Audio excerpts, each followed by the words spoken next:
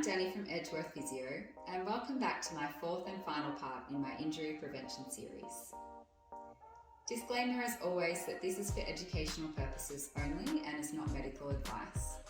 If you have any pain or injuries, you should see your healthcare provider.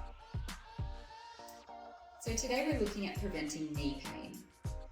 In the clinic, I usually see two types of knee pain in gymnasts. The first is called patellofemoral pain, and that's any kind of pain at the front of the knee here around the kneecap.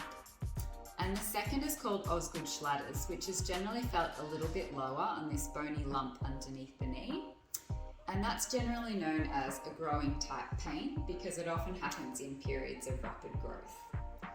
Both of these types of knee pain are treatable, and we can also do quite a lot to prevent them. So in my last video, if you watched the one on the Achilles, you will have learnt that in gymnastics we absorb quite a lot of shock through our legs, and that might be anywhere between 4 and potentially up to 17 times our body weight, depending on the level that we're at and the skills that we're working on. So our landing strategies really need to be quite spot on, as well as our strength to cope with all of this. So in the clinic, the first thing I look at for knee pain is our landing position or our squat position. So traditionally, this was our landing position in gymnastics with the feet and knees together. And if I turn side on, the back quite vertical. So the knees are just going forwards. So you can probably already see how there's quite a lot of pressure on the front of my knees there. So we're going to talk about 2 ways that you can improve your landing strategy to help look after your knees. Number 1, I'm going to get you to pop your feet nice and close together and come down into a squat. Close your eyes and just feel how easy or how hard it is to stay there.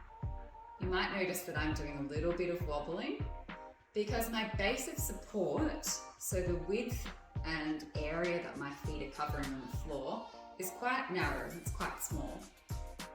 Now try taking those feet just a little bit apart so that they're under your hips, and try the same thing again.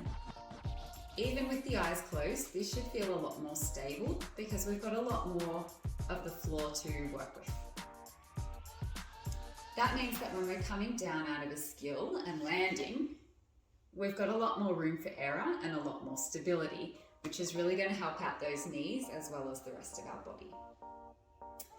Tip number 2, we need to look from side on. Coming down again into my landing strategy, I don't want to be landing with the knees forward and the back vertical. It's much, much stronger and more ideal if I lean my body forward, so my shoulders come forwards of my hip, my butt goes back, and I'm folding in this nice triple fold position where my hips, my knees, and my ankle are all doing some of the work. If you try this, as opposed to a nice vertical back squat, you'll feel that your glute muscles actually fire up quite a lot, and they can give us a lot of strength to help us land safely and really strong. After we've got all of those things right, it's a good idea to practice that squat position with lots and lots of repetition. This will help, number 1, strengthen up all the muscles involved so that they're really, really strong when we go to land from our skills. And number 2, they help to instill that pattern into our brain of the exact position that we want to land in, so it becomes more automatic when we're coming out of our skills. So practicing with the arms in front, coming down into that nice squat position, making sure we've got our feet hip width apart and that we're sitting our bum back, leaning a little bit forwards. Give this a try and let us know how you go. Thanks for joining me for my injury prevention series. It's been a pleasure. Have a good day.